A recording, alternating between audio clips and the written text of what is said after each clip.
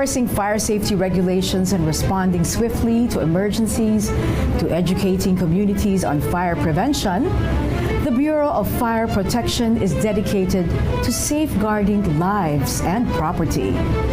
More than firefighters, they are protectors, ensuring every Filipino's safety and preparedness. To discuss the crucial fire safety issues and BFP's ongoing efforts to keep our communities safe, let us all welcome in person Fire Senior Superintendent Annalee Carbajal-Atienza, spokesperson of the BFP. March has been designated as Fire Prevention Month in our country. So, can you please explain the history behind this? Kailan nagsimula ito talaga? Bakit nga ba naging March ang ating observation? Yes po. It was 1966 when then President Ferdinand Marcos Sr. declared the month of March as Fire Prevention Month. It was because month of March tayo po ay nakakaranas ng sobrang init sa ating bansa. And with the presence of heat, napapadalas nga po ang insidente ng sunog. Hence, declaration of Fire Prevention Month. Yes, actually it's kind of ironic din na tuwing nagkakaroon tayo ng Fire Prevention Month, talaga ang dami-daming sunog.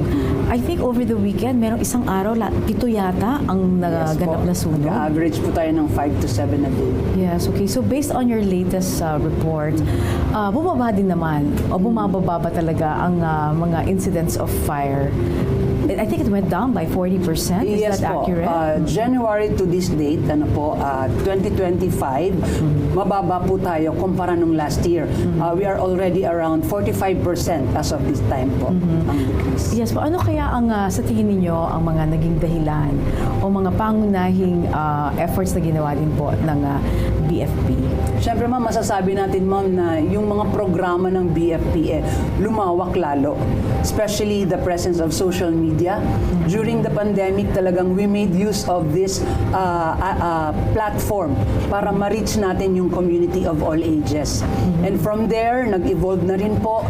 Marami na po tayong mga activities na immersion talaga down to the mga kababayan natin. And also, we have this what we call Fire Square Roadshow, kung saan sa mall, dinadala po natin ang mga activities ng BFP, wherein the community can also join. Like for example, mga rappelling, mga how to use fire extinguisher, meron po tayo mga ganong activities. Ay, mahalaga po yan. Biro nyo may fire extinguisher ka, hindi mo nga ginagamit. Right. At when you finally need to use it, hindi mo naman mabuksan, ano? So ito'y regular na po nating sinasagawa ngayon. Okay, kanina you mentioned around 5 to 7. Ano usually yung sanhi? Aside from the fact that it's really hot, ano pa po yung mga dahilan sa mga bahay? Lately, ma'am, this data natin, lumalabas po sa investigation, ay electrical causes of fires, ang top 1 natin. So, this has something to do with our responsible use of kuryente, appliances po natin, at ganoon na rin po yung matagal na po nating pinapaalalang octopus connection. And recently, may mga cases po tayong overnight charging ng cellphone. So those are the incidents na nakikita natin every time we do our investigation. Pumapangalawa po, open flame. From the word itself, flame, nandun na mismo yung apoy. Ito po may kinalaman naman sa kandila, gasera, sometimes napapabayaan ng mga adults, yung mga bata naglalaro ng posporo, lighter, or even yung adults mismo, nakakalimutan po ang mga nakasalang na niluluto. So yun po yung open flame. Ang pangatlo po ay ember or sparks. Ito naman po may kinalaman sa ating, may mga kababayan din po kasi tayo na despite the paalala na bawal na magsiga, nagsisiga pa rin po sa bakuran.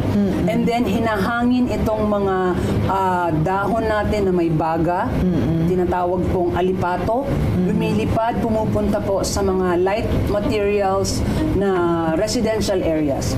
The same thing with with yung opus po ng sigarilyo. Pati yun, ha? Nakikita din po natin sa ating investigation. Lalo na kapag napakatuyot ng Lalo mga na po ngayon. halaman, Opo, no? tama. Opo.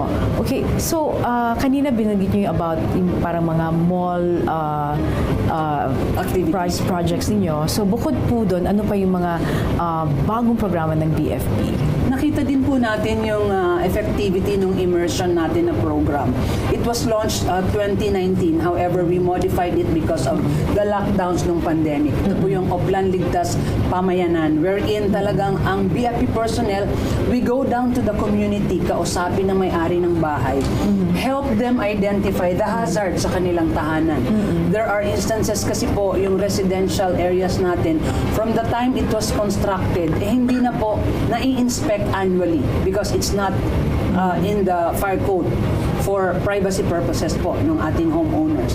So, we thought of this activity para mas lalo po nating mabantayan yung community, especially sa residential areas po.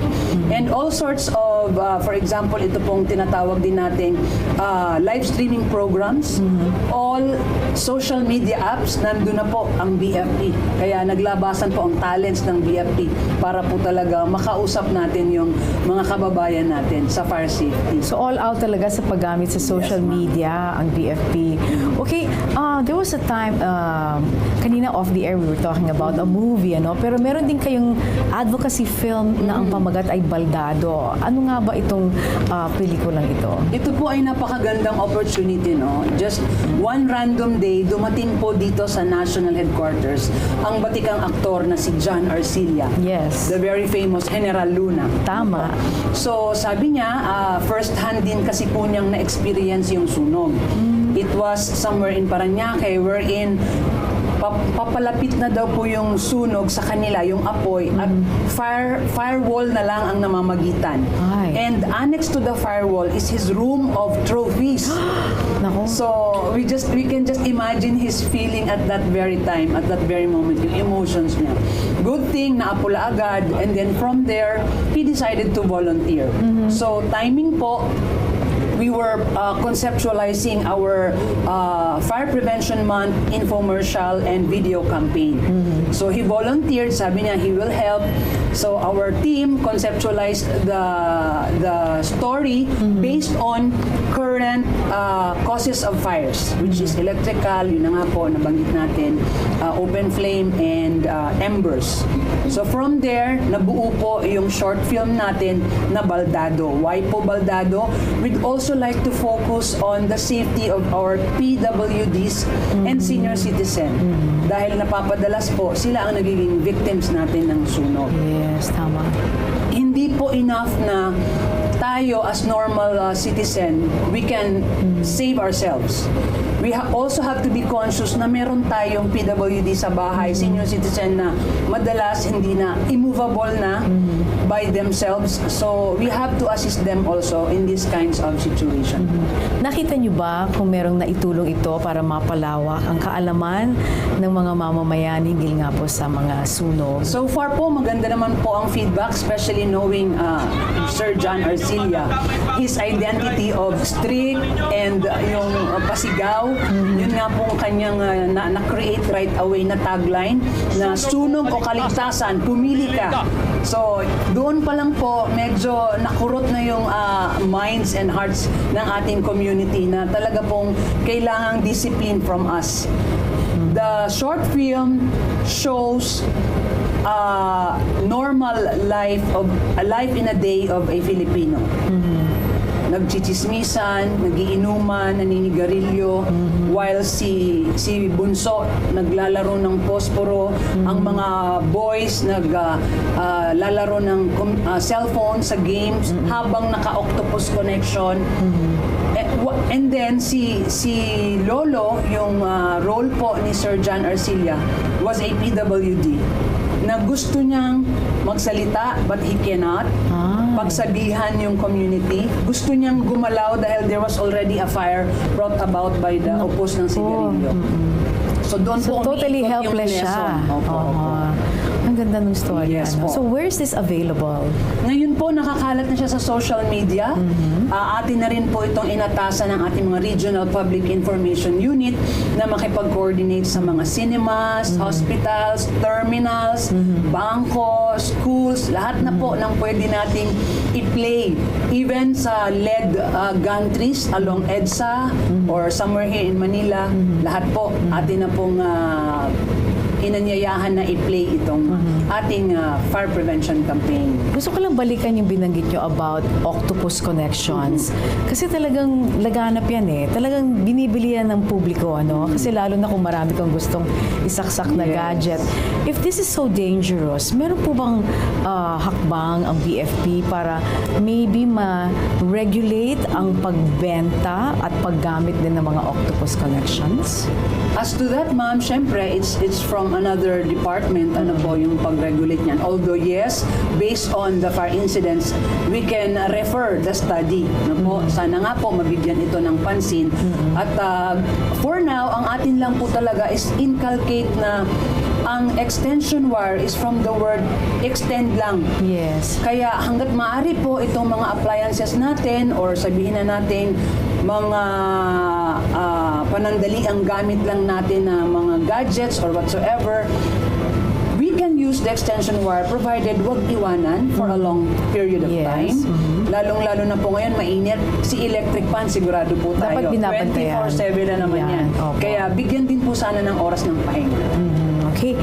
So ngayon pag-usapan natin ang mga kagamitan ng BFP. Gaano po ka-updated ang ating mga fire trucks, ano? Of course, while the other branches of, let's say, the armed forces, no, is upgrading its equipment, nagmo-modernize. Kamusta naman ang modernization program ng BFP? Sa BFP po, we're very grateful. We are on the 3rd year na po ng ating modernization program. And part of the priority is the pagpuno ng kakulangan. We are looking into completing the 61 na municipalities na wala pa nga pong fire truck and activated fire station. However, yan na po ang nakalatag within the year. Hopefully, mabuo na po natin ito along with other firefighting equipments po natin, yung aerial ladders para sa mga high-rise building.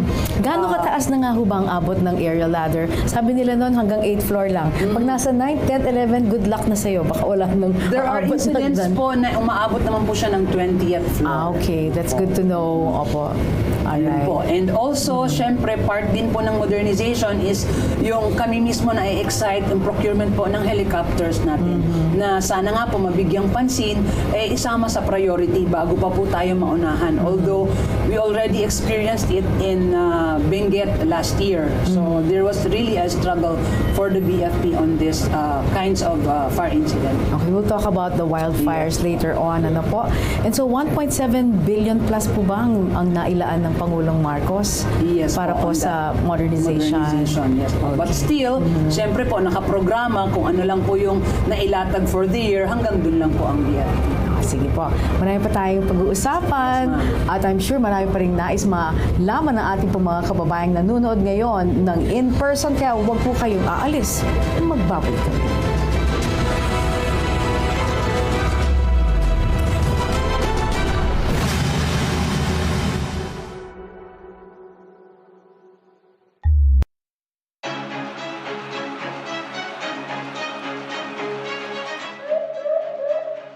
Ang pagresponde sa mga krimen at saklolo sa ilalim ng administrasyon ni Pangulong Ferdinand R. Marcos Jr.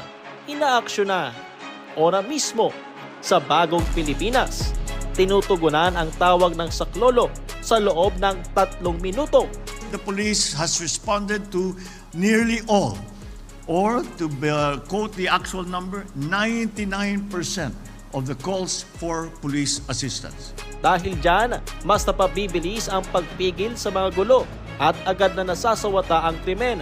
Napababa ng pambansang pulisya ang bilang ng mga focus crime na mula 238,342 noong July 2016 hanggang 2018 ay bumagsak ng 60% o higit 95,000 na lamang sa nakalipas na 2 taon sa kaparehong mga buwan.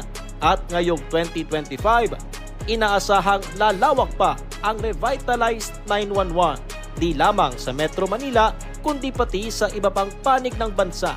Konti na lang i-adjust natin. Kaya ngayon tinitingnan natin, nung makita ko yung statistics, ay karamihan dito, mga 70 to 80% dito nga police response natin is mostly traffic accident. Sumunod dyan is yung mga away-away sa barangay, may mga domestic violence. Sa Bagong Pilipinas, inuuna ang kaligtasan ng ating mamamayan.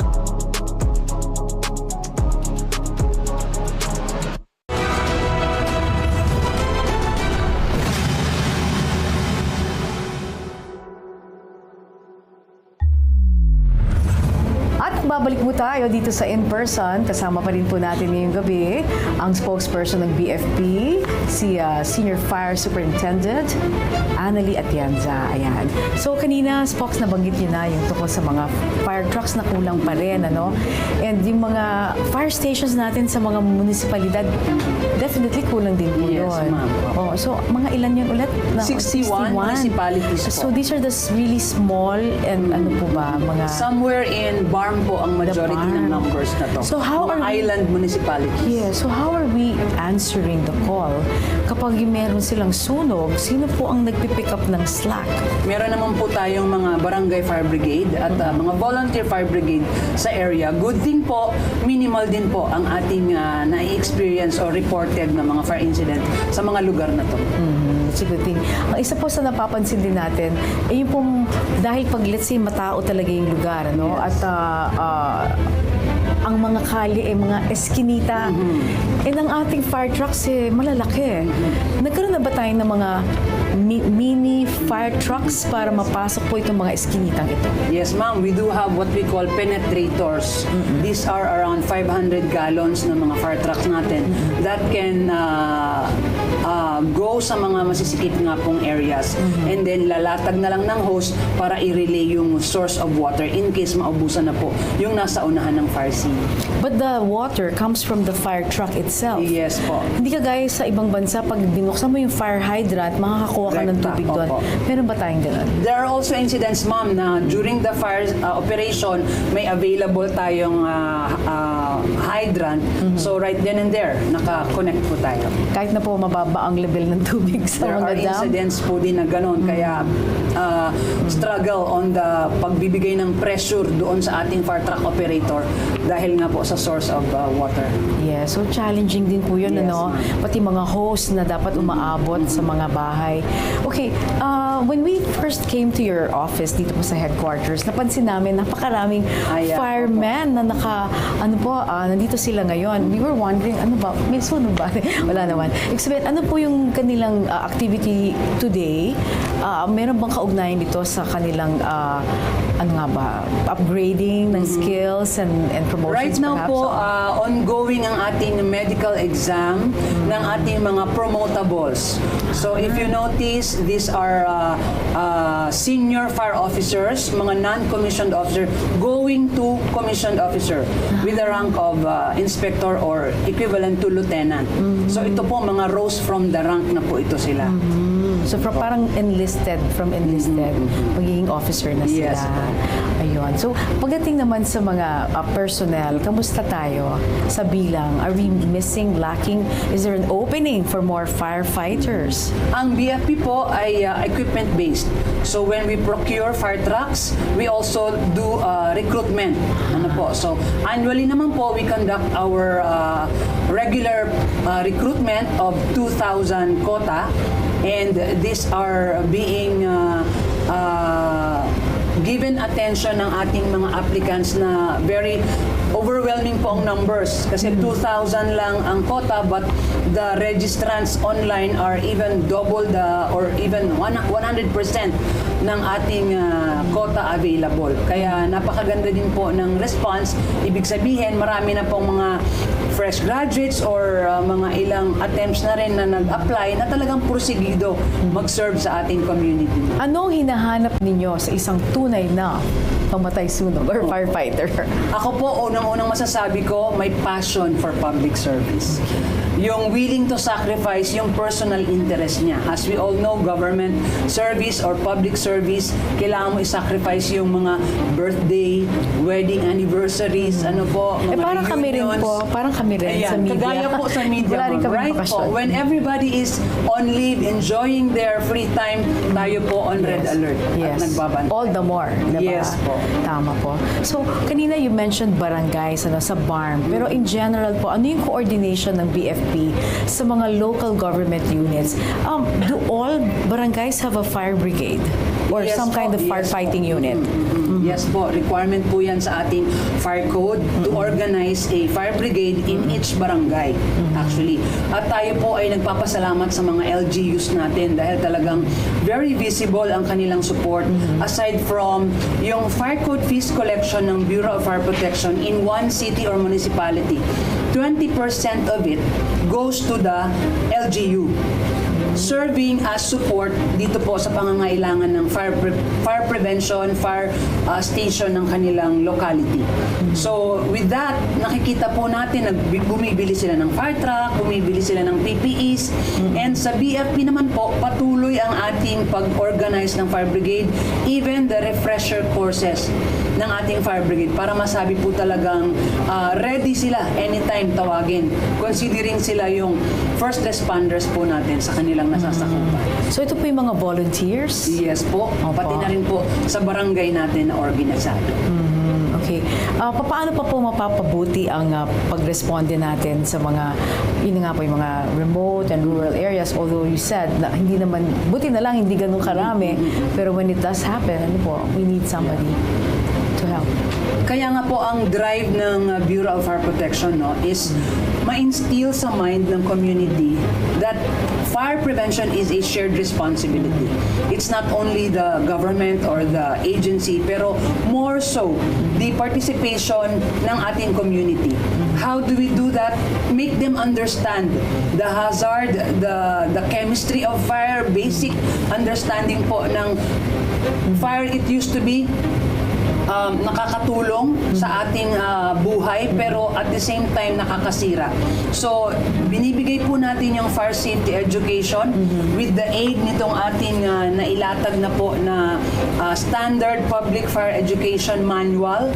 So, we already have that na parang lesson plan namin. Standard na po ito nationwide in conducting our fire safety education along with fire drill, demos, and yun po, yung how to use the fire extinguisher if they have.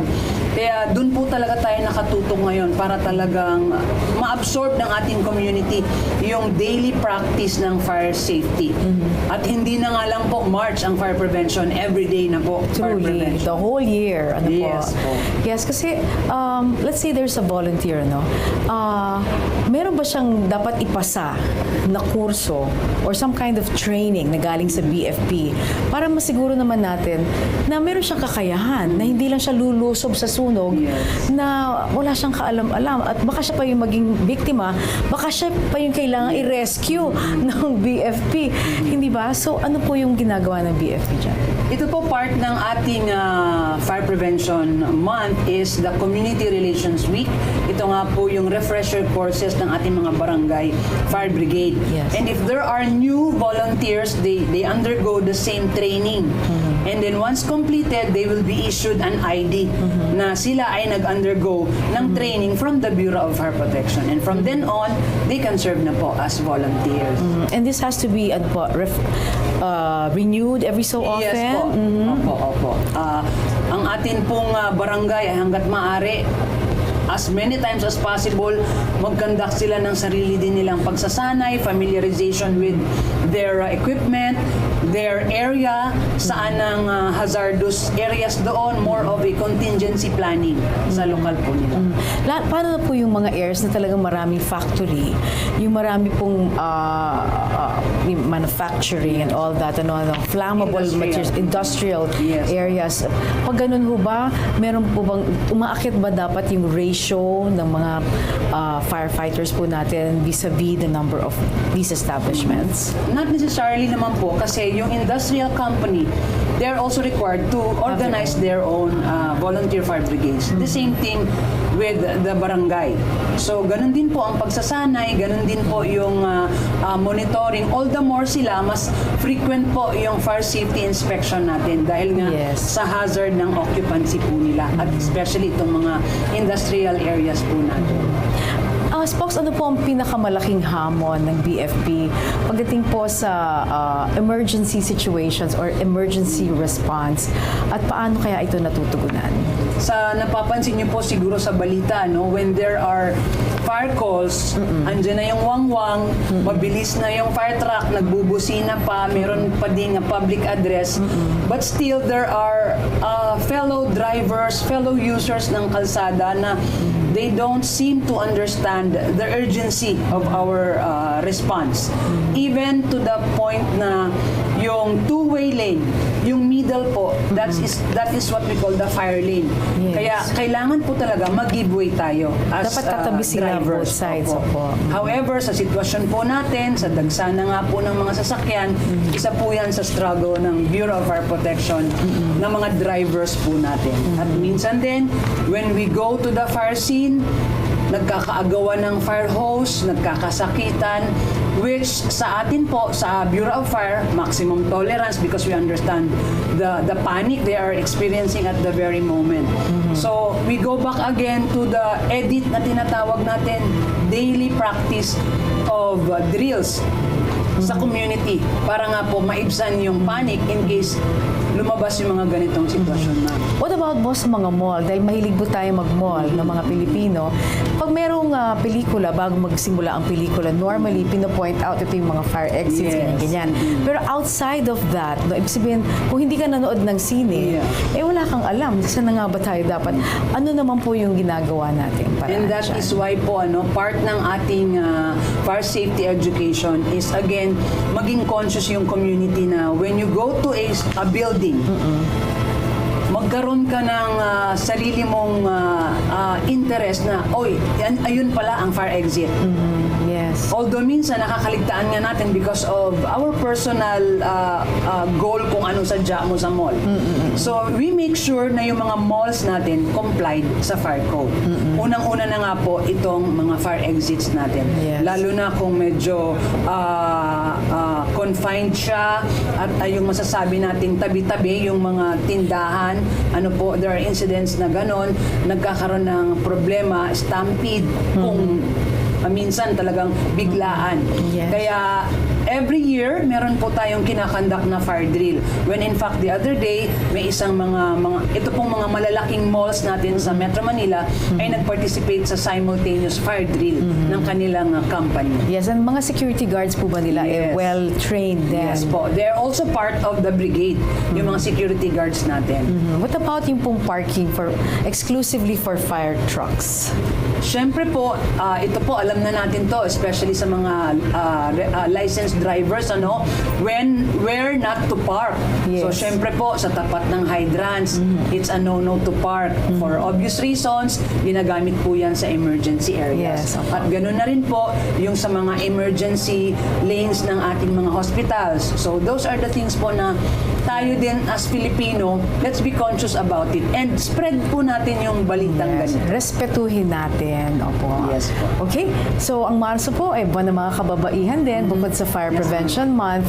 Gusto nating malaman ano kaya ang ginagawa ng BFP para makahikayat pa ng mas maraming kababaihan na sumali po at maging bahagi ng serbisyong ito sa ating pong pagbabalik. Okay,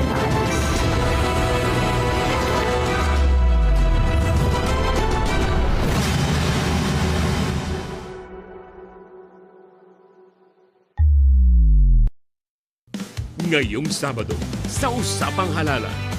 Talakay naman patungkol sa pagsunod ng mga kandidato sa Fair Election Act ang ating pag-uusapan. Ang Task Force Katotohanan, Katapatan at Katarungan sa Halalan po ay tinatag din ng COMELEC laban sa maling paggamit ng artificial intelligence, laban sa disinformation, misinformation, fake news. Pag-uusapan din natin ang nakatakdang panibagong round ng voter registration pagkatapos ng midterm elections. Ito ang COMELEC Usapang Halalan 2025. Ngayong Sabado, dito lang sa inyong PTV.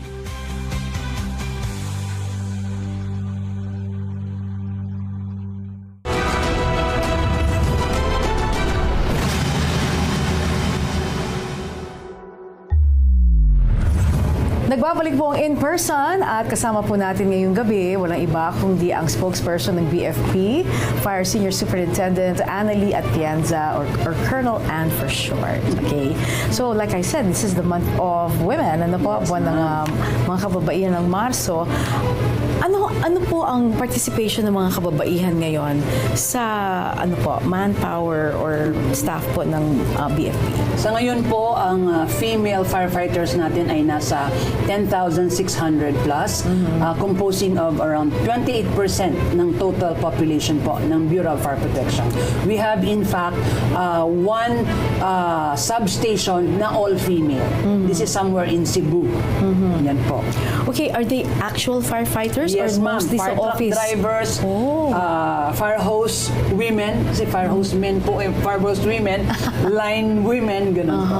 Line women. At kamusta naman po ang kanilang performance? So far naman po, as far as the information is being thrown dito sa national headquarters, hindi pa naman po ganun ka laki yung insidente doon sa area kung saan sila nasasakupan. So I believe maganda din yung impact ng women sa ating serbisyo para mas lalo nating mahikayat yung community na sumunod sa ating fire code on a woman form of convincing them. Merong Mas ibang gentle. style.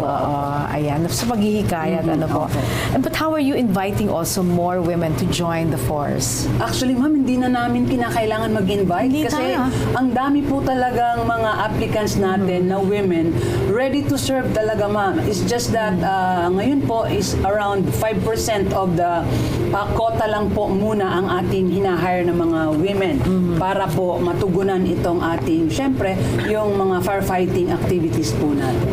So in time po, you will be expanding and inviting Hopefully, more women? ma'am. Hopefully. Okay. Alright. Kanina we touched on this slightly, pero naging malaking problema ng mostly California, no, in recent weeks, itong mga wildfire na talagang lumulundag from one place to another, na talagang it became so uncontrollable. At may mga iba pa rin pong mga mauunlad na lugar na may ganyan din pong problema. Yung nangyari sa Benguet some time ago, this was also a wildfire? Yes po, it's considered as forest fire, wildfire, although na-contain naman din po agad. Siyempre, with the help of other agency, yung kanilang air unit from the Air Force, Kaya ito po ang prayer po talaga namin. We already have one licensed pilot awaiting for training para dumami na sila. At ito po ay conceptualized na ng ating Special Rescue Force na mabuo ang air unit po natin. And hopefully, yun nga, mabigyan ng attention yung pondo para agad-agad nga po makaprocure na tayo. Kasi once there will be a go signal, it will take time also dahil i-customize po yung helicopter na yan for the BFP, not only for firefighting, syempre for rescue, for delivering of other services ng mandato po ng BFP. So, should there be another, we hope not, pero kung meron mga ganitong wildfire, are we seeking also the help of the Philippine Air Force perhaps? Yes po, ganun po lagi ang nangyayari dahil nga po ang BFP ay may kakulangan pa po when it comes to air assets. Sa inyong mga master plan, mga ilan lang kailangan natin para maging truly effective itong parang air unit natin? As of now, ma'am, we are not into the quantity. We are still looking into the quality nung specific technical specification ng ating helicopters, but I'm pretty sure at least sana Luzon, Visayas and Mindanao magkaroon po tayo at least one. Okay. And may collaboration din po ba tayo na ginagawa with the international counterparts po? Yes po. Although for now, we are collaborating with the Philippine National Police when it comes to the conceptualization po ng air unit. Okay. What about yung pong, again feedback po. And I know it's not fair for firemen, for firefighters who risk their lives, di ba? Ando dun sila palabas ang mga tao sa building, sila papasok. Yes. Pababa ng escalator, bawal pala ang escalator. Pababa ng hagdanan, sila paakyat. Yes. And then, of course, there are times na may mga nawawala, And it must be painful for firefighters to be accused of, taking personal stuff from the homes or the offices that they go to. Paano niyo po hinaharap ang ganyang mga klaseng comments? Right now po, meron na tayong mga firefighters na nagpo-provide ng kanilang body cam. Yes. Po. So, those are the things na masasabi natin na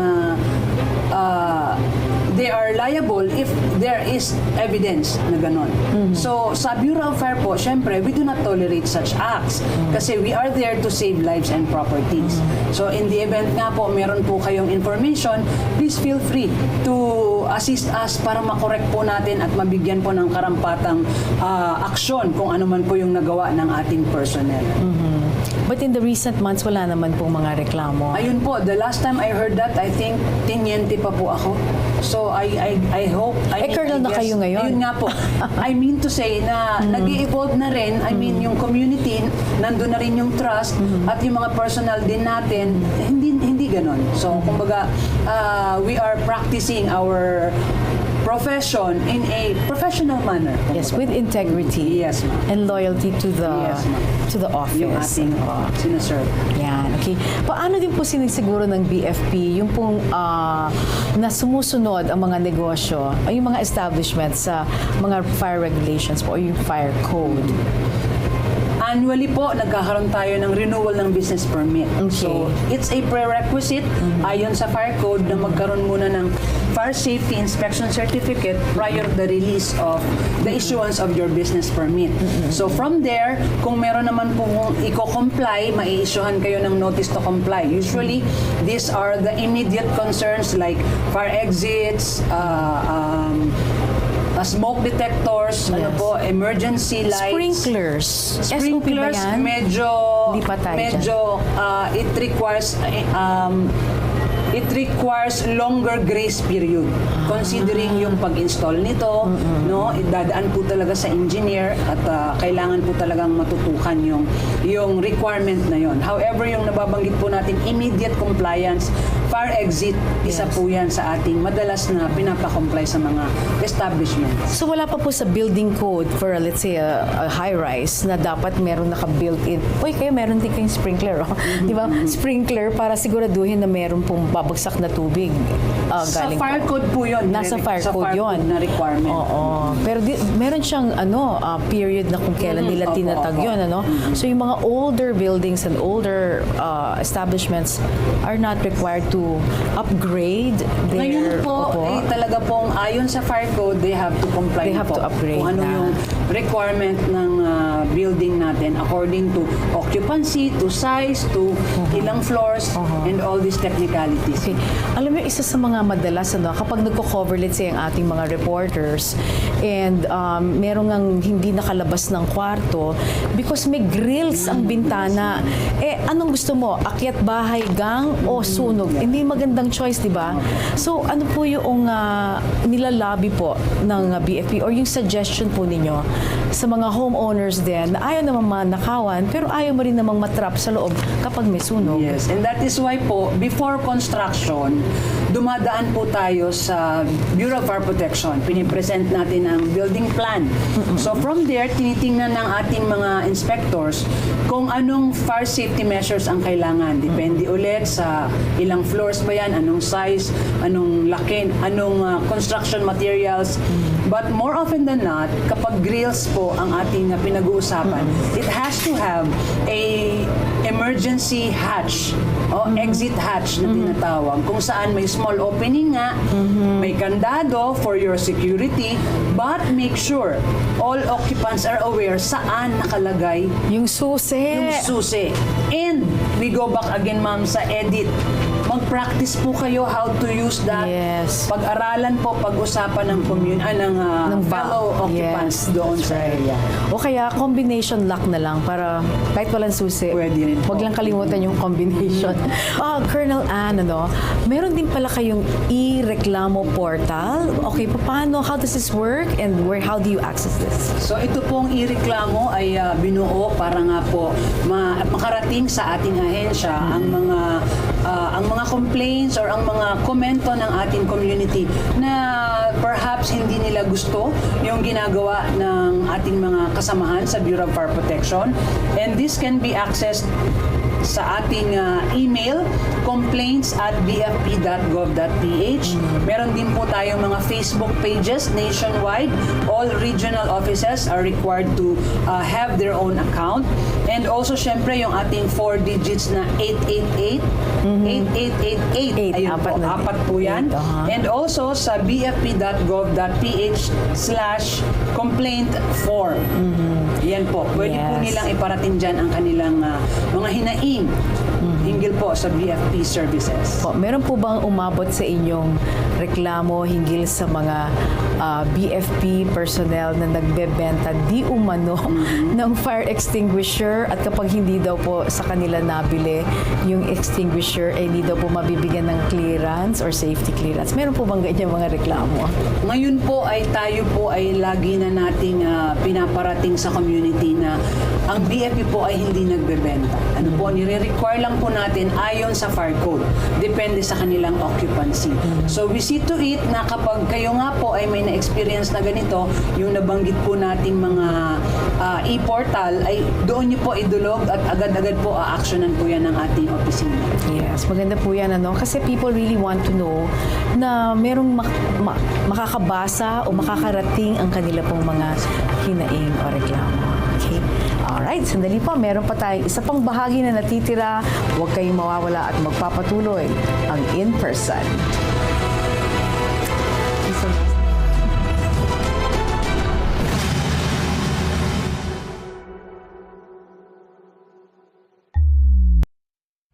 Susunod sa On Assignment.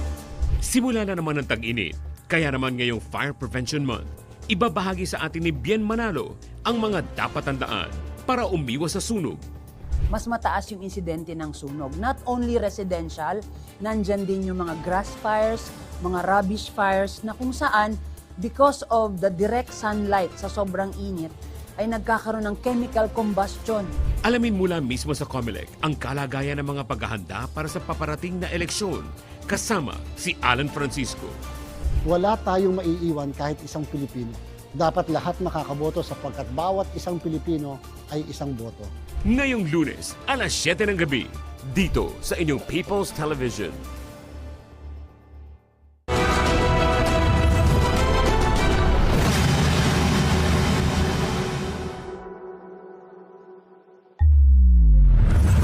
Nagbabalik po ang in-person. Kasama natin ngayong gabi. Very interesting topic tungkol nga po sa sunog. Ang tagapagsalita po ng BFP, wala iba kundi si Fire Senior Superintendent Annalee Atienza. So, okay. So, Colonel Ann, tell us about yung mental makeup din po ng mga firefighters. Because it could be traumatic, di ba? Especially yung tinangka mo talagang maka-rescue, makasalba ng buhay. But yet, it was too late. Ano po yung ginagawa nating mga programa para maging mentally strong, prepared, and meron pong parang, what do you call it, yung debriefing para sa kanila? Sa Bureau of Fire Protection po, may program po kaming tinatawag, Kalingang Bombero. Okay. It's a hotline wherein our psychiatrists, our psychologists are on the other line kung kailangan nyo po ng kausap. This was actually conceptualized for our community na medyo nalilito na nga po sa dinaranas nila sa buhay. But it's also open to our BFP personnel. Yes. So through that, kumbaga, nabe-ventilate po yung kanilang mga na-experience nila kung sakaling traumatic yung recent responde, mga ganong sitwasyon, or even personal problems nila, pwede po nating idulog dito sa ating Kalingang Bombero Hotline. Ayun. At marami naman pong Yes po, so far po may nasisave po tayong mga suicidal attempts ng mga kababayan natin through this hotline.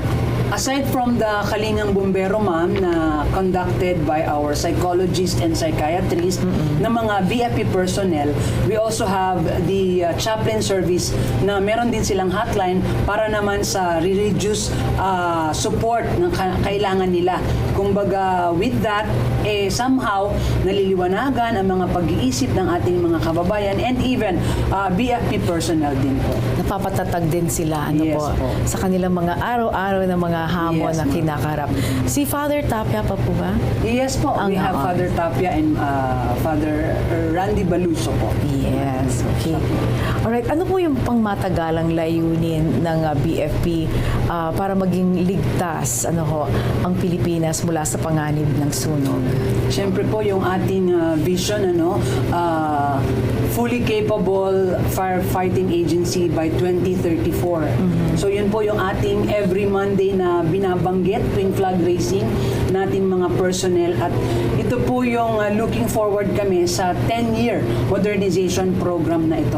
Kasama na nga po nitong mga nakalatag na mga procurement po ng gamit and pagdagdag po ng ating mga firefighting personnel. While we look forward dun sa 10-year program na yan, let's look backward naman and look at where you were and how you started. Bakit sa dinami-dami na pwedeng salihan, sa BFP kayo napasali? It all started po, I am from a family of uniformed also. My father is a retired PNP officer. Mga tsahin-tsuhin ko po from both sides are in the government service. As well as my mom, she was a retired teacher, government din. So, with that, ang laki po ng influence to be a uniformed personnel. At ako po ay dating Police Officer 1 hanggang sa na-meet ko po itong Philippine National Police Academy. So from there po, upon graduation, I decided to join the Bureau of Fire.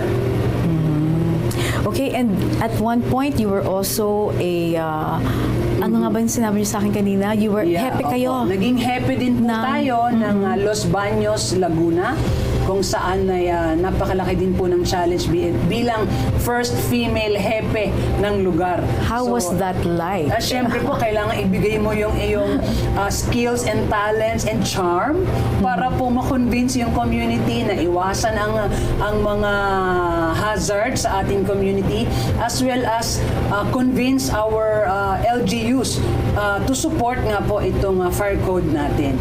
And also, to be able to lead, kumbaga, a group of men. Usually, mga barako ang mga, macho ang ating po mga firefighters, di po ba? How are they able to submit to a superior who is a we are trained woman? To follow and follow. Yes. Yun naman po ang atin. Kaya, syempre, if we lead our men with enthusiasm, sila din naman po, ay ganun din ang reaction. Kumbaga. Yes, you lead by example. Yes. Ano po. Okay, ano naman po yung challenges as a spokesperson of the BFP? Lalo na po laganap ngayon ang mga fake news na paano nyo rin po nilalabanan yan? We have our regular live streaming program, ma'am, sa ating mga social media accounts. Kaya po na ina-address natin dito lahat ng confusion ng ating community. At the same time, yung mga inquiries nila when it comes to fire code, marami po tayong mga programang nakalatag sa live stream program natin. Not only for the benefit of our personnel when it comes to issues within our agency, but also fire prevention tips. At yun nga po, minsan nagkaroon din tayo ng tinatawag nating UFC usapang fire code. Meron din po tayong mga ganong segment. Meron din po tayong minsan na ginawang SOFO, Scene of the Fire Operation. So para po somehow catchy sa community, and they will be able to understand yung hazard din or yung risk na tinitake din po ng ating mga BFP personnel in performing their job to deliver the service. Okay, so again, just to update our audience, yung anong immediate upcoming events po na dapat nilang tandaan para po sa fire safety at ano po yung dapat nilang asahan.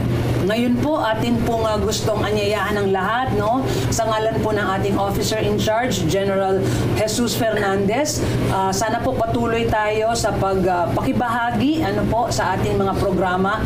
Itong bumababang numero, panatilihin na po natin. Sana nga, mas bumaba pa. And this will only be attained kung tayo po ay patuloy na nag-uusap, nakikialam sa isa't isa, nakikibahagi sa mga programa ng ating barangay, ng ating LGUs, all the more po ng Bureau of Fire Protection. At sa agarang responde po, i-dial po nila ang 911 bago po tayo mag-video or mag-vlog. Ayan. And we learned so much from you tonight. Thank you, Maraming ma'am. salamat sa pagbabahagi po ninyo Salamat. ng mga impormasyong ito. Sa bawat sunog na naiiwasan, sa bawat buhay na naililigtas, layunin ng Bureau of Fire Protection hindi lamang ang pagsugpo ng apoy, kundi magbigay ng proteksyon, edukasyon at aksyon para sa kaligtasan ng bawat Pilipino. Ngayong Fire Prevention Month, maging handa, maging maalam at makiisa sa layunin na maiwasan ang sunog at mapanatili ang ligtas na komunidad. At yan po ang tunay na mukha sa likod ng mga balita at mga isyong pinag-uusapan, matapang na humarap at nagpakilala. Ako po si Angelique Lazo at ito ang In Person. Thank you so much.